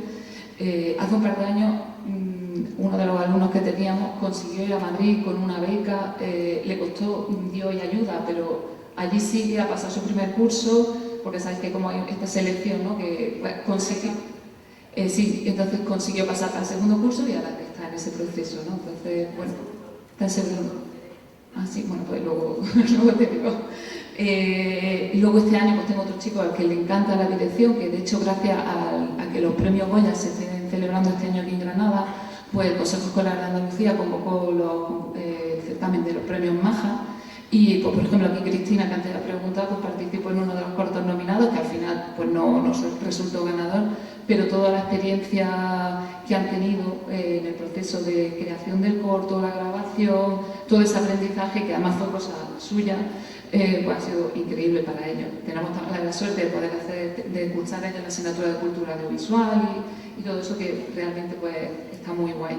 Pero luego, hablando del grado de audiovisuales, pues precisamente en nuestro bachillerato no tiene fácil acceder a ese grado. Antes sí, pero luego quitaron las ponderaciones y ya nuestros alumnos de arte escénica no pueden acceder ahí. Es como, ¿por qué?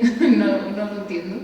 Es verdad que muchos se quieren dedicar a la interpretación, pero luego otros muchos hacen sus grados superiores de iluminación, de sonido, pero no pueden acceder al grado de audiovisual, curiosamente. Y bueno, ya está, simplemente era comentar, responder a eso y daros las gracias por poder compartir con nosotros este momento.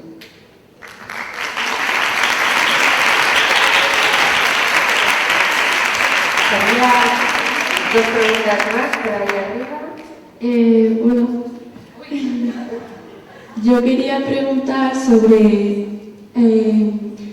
cómo hicisteis para mantener, insistir y en seguir con lo que queríais hacer, porque ahora estáis ahí, pero antes habéis sido estudiantes como nosotros y habéis tenido ese sueño. Entonces yo quería saber qué os inspiraba a vosotros, porque es un camino muy complicado y siempre te dicen lo típico de buscar segundas opciones o muy pocos lo consiguen. Entonces me gustaría saber qué os inspiraba a vosotros a llegar a esto.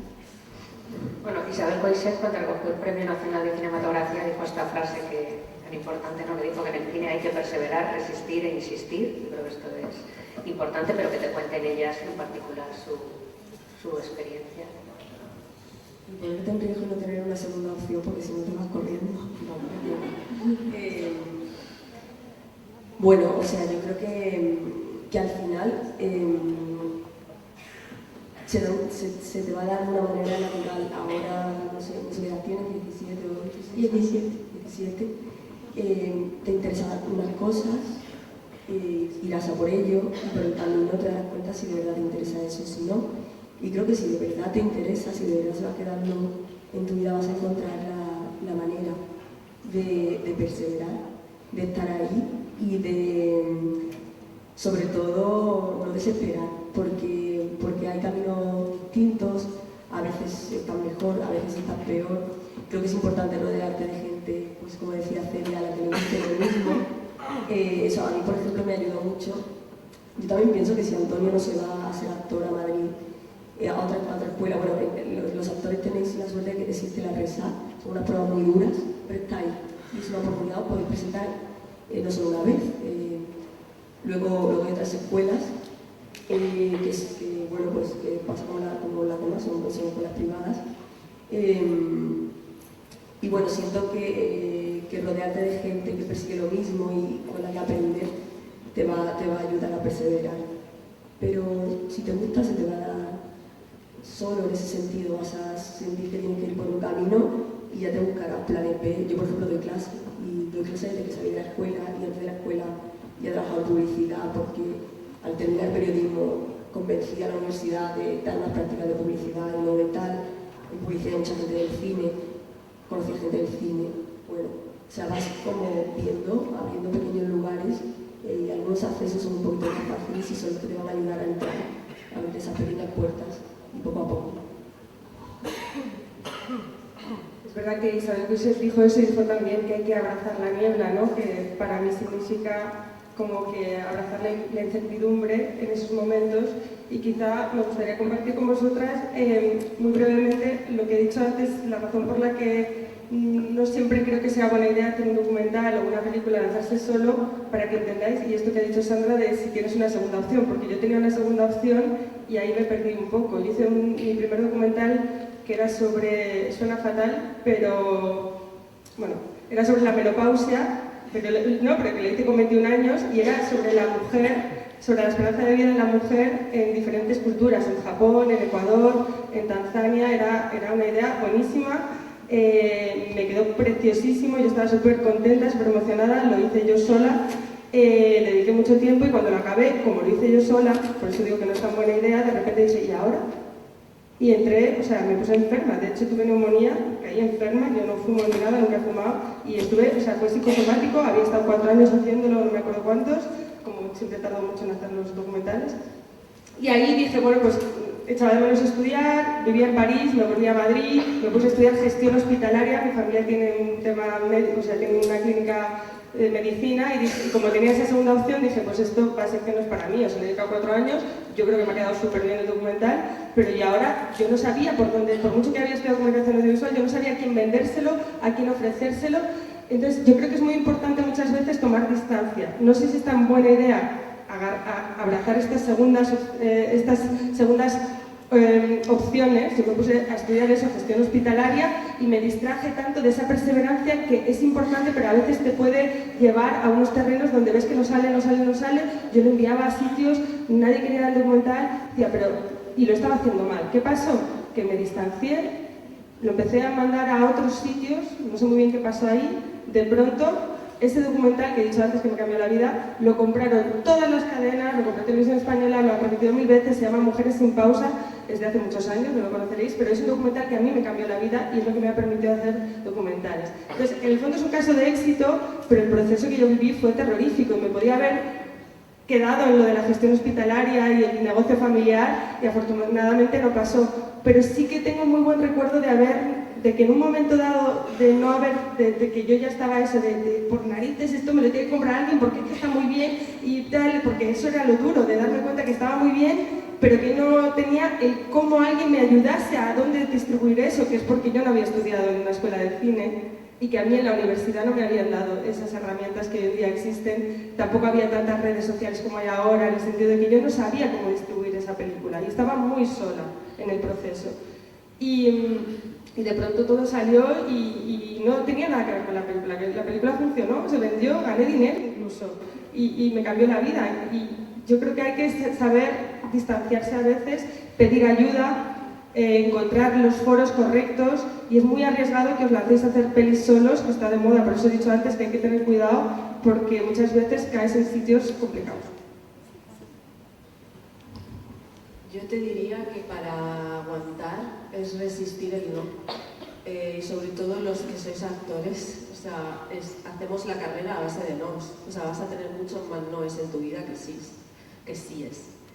Entonces eso yo he visto cómo mucha gente se ha ido quedando, porque los noes están ahí, te van a decir el 90% de las veces, no me interesa, no me gusta, no eres tú, no sé qué, no. Entonces, pues si le haces mucho caso, de repente pues te lleva y dices, pues no valgo, pues me voy y te retiras, ¿no?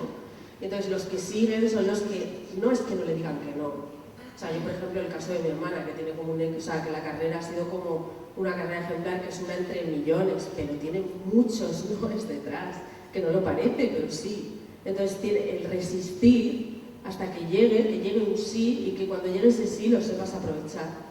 Y que sepas, y no hacer mucho caso, o sea, tiene que ser algo que tú tengas dentro, tía.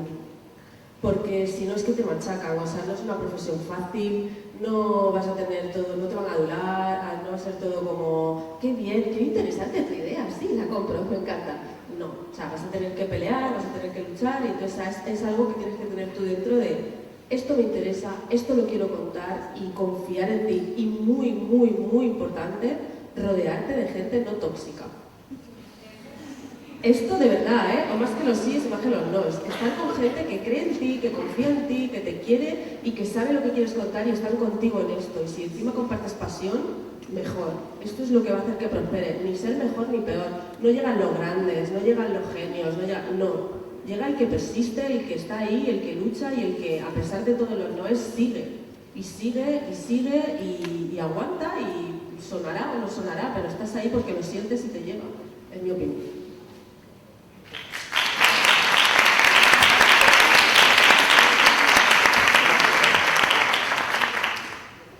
Hola.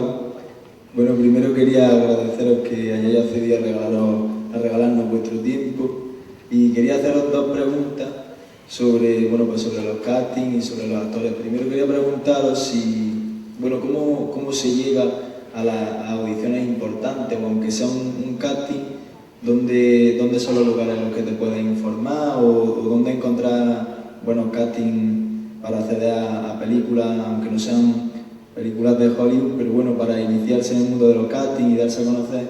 Y luego saber vosotras en vuestras películas en qué os soléis basar o qué es lo que más os llama la atención o lo que os hace elegir a un actor cuando os imagino que vosotras estáis presentes en los castings de vuestras películas, y eso, en qué os basáis o qué es lo que os llama la atención de las personas que se presenten. Muchas gracias. A ver, el mundo casting es un mundo bastante interesante. Normalmente hay que tener un representante, o lo ideal es tener un representante que lo que hace es precisamente ya está en contacto con los directores de casting y entonces le llegan las propuestas y manda los perfiles. O sea, esto es como un paso bastante común y que se suele hacer así. Es cierto que en el último periodo muchos directores de casting importantes lo que están haciendo es abrir una base de datos en la que si no tienes representante tú puedes mandar tu material y vas a entrar en esa base de datos que ellos tienen. O sea que esto podéis hacerlo. Y de hecho sé que funciona. Luego está el mundo de las redes sociales, que parece que no, pero también existe y también hay mucha gente a la que eligen a través de las redes sociales. Por ejemplo, no está aquí Pilar, pero Pilar Palomero, que iba a estar hoy con nosotros, la protagonista de su película La Maternal, la encontró a través de las redes sociales. Entonces, trabajar, hacer todo lo que puedas, desde improvisaciones, desde hacerte una obra, un monólogo, utilizar tus redes a nivel profesional para poder darte a conocer y enviar tu material a los directores de casting.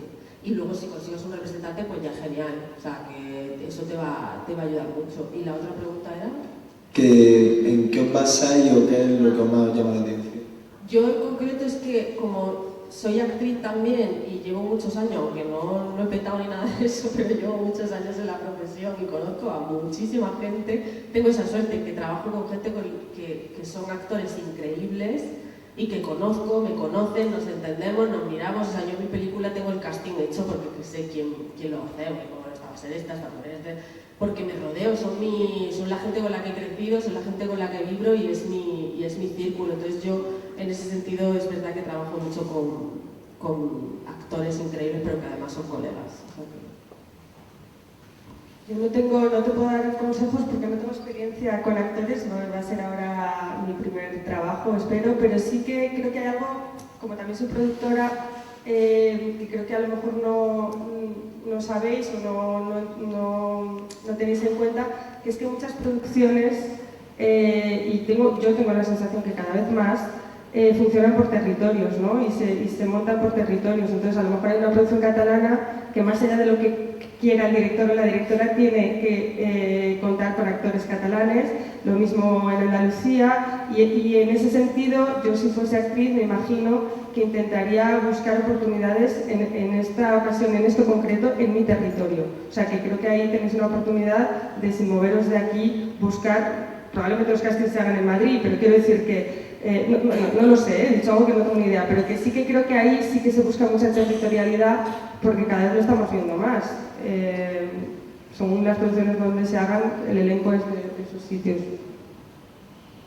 Sí, en mi caso para añadir algo, es verdad que un casting que muchas veces, o sea, cuando Celia dice esto de los noes es real, o sea, y es que tiene que ver muchas veces con el perfil. Yo cuando hago un casting veo veo cómo va conectado esa persona con el personaje, trabajo con esa persona. O sea, yo, por ejemplo, odio los self-tapes, porque me parece que, bueno, pues ahora, de hecho, tiene una cosa, ¿no? Pero que una cosa que aparentemente podría ser, yo no sé qué opinas tú, pero que podría ser positiva, que es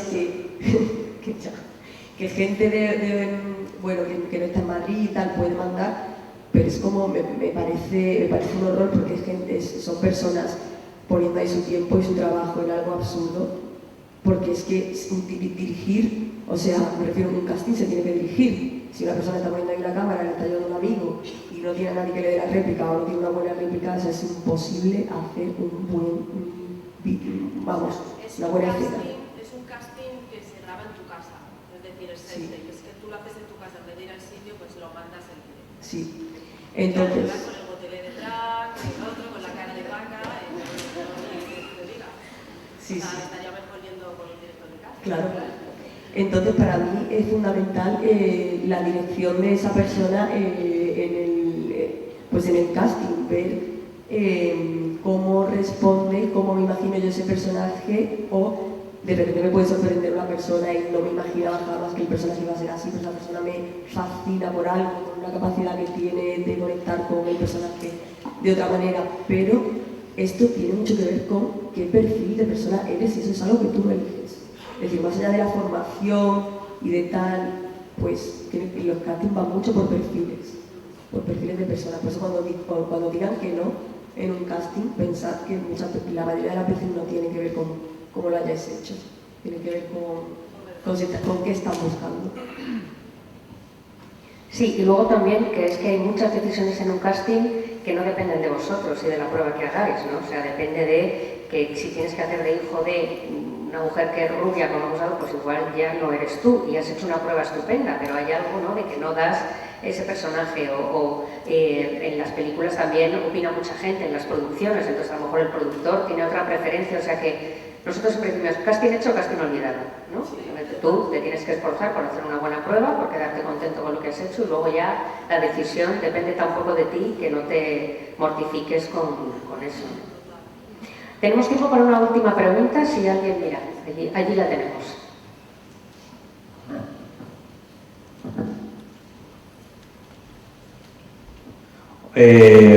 Buenos días.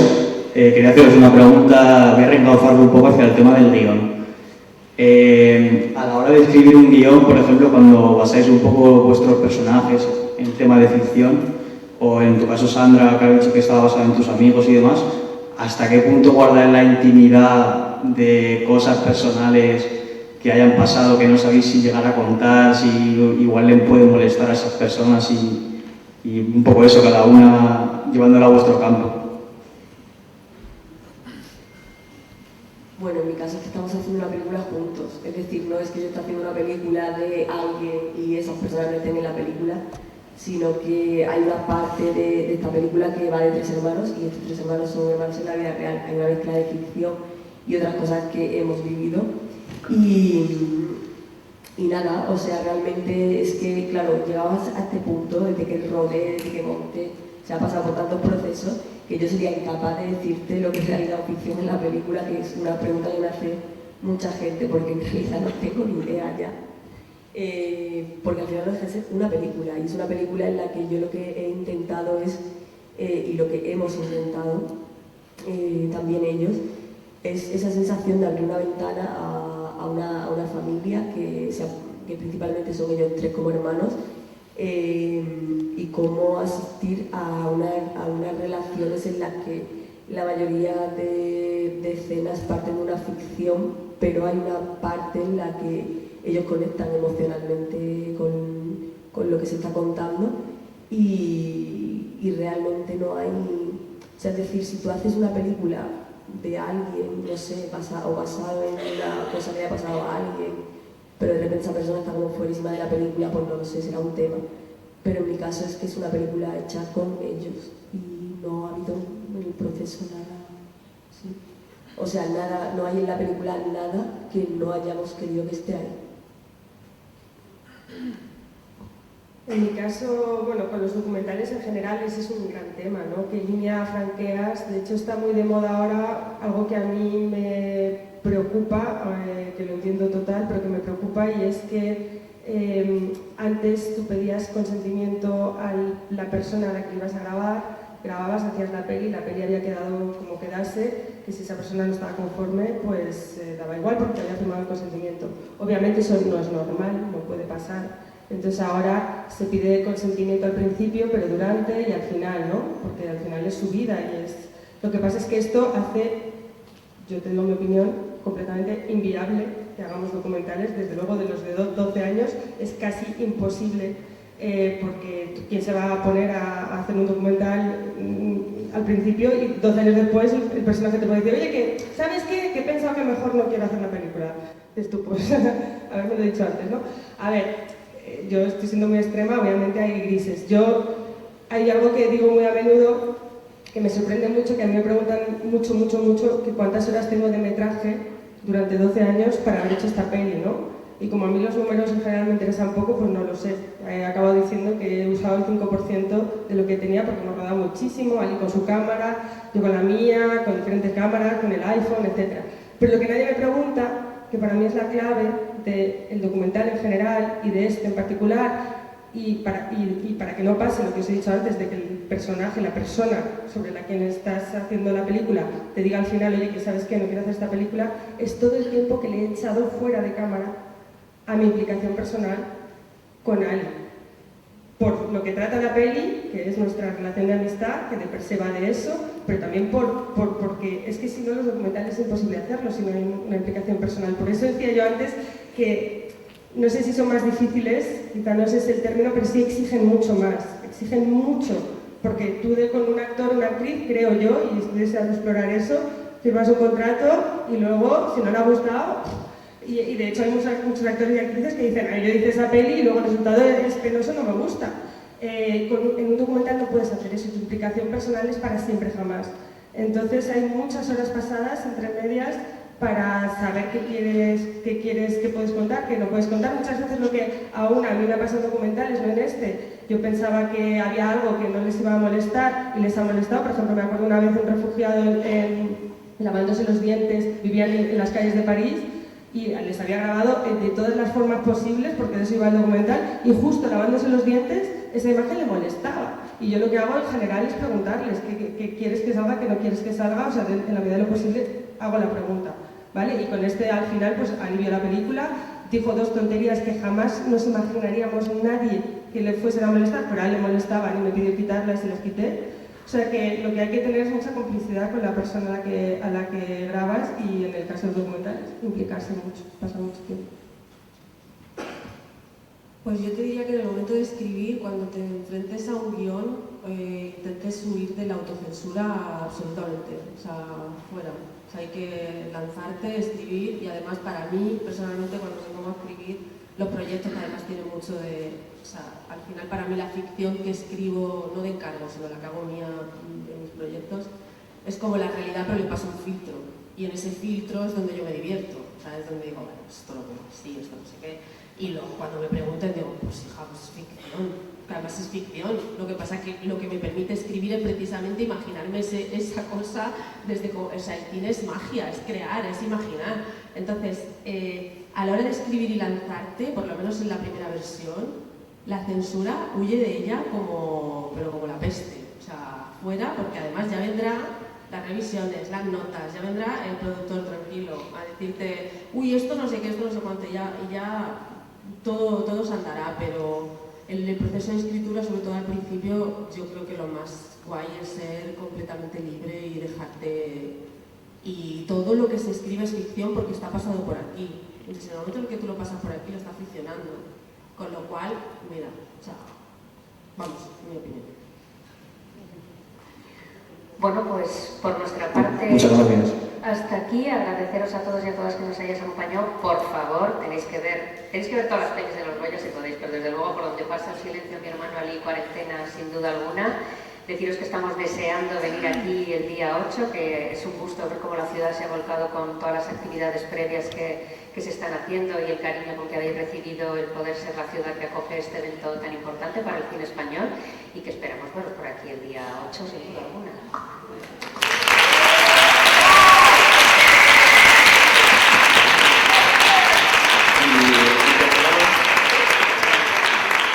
Y para terminar, un par de detalles, una pregunta, lo estáis viendo, pero tengo una pregunta para vosotros y un agradecimiento. La aclaración que ya estaba implícita es que Pilar Palomero, que debería haber estado con nosotros, pues no ha podido estar porque el temporal que ha habido en el noroeste ha impedido que pudiera viajar desde Pontevedra, donde se entregaron los premios Feroz el sábado por la noche, no sé si habéis estado al tanto. Y de hecho quiero agradecer a todas el esfuerzo por viajar y también especialmente a Sandra, que he venido con ella esta mañana en el tren y soy testigo que no tenía voz ninguna porque se enfrió en Pontevedra con el clima y venía hoy que no sabía si iba a poder hablar. O sea, esa aclaración por un lado. Luego tengo una pregunta que va dirigida a Inés Enciso también. A ellos, para que le digáis algo a Inés. ¿Os gustaría que el programa Rueda, como habéis visto que hay en otras ciudades, como Santa Cruz de Tenerife, como Valladolid, como otras ciudades, tuviera una sede en Granada? Sí.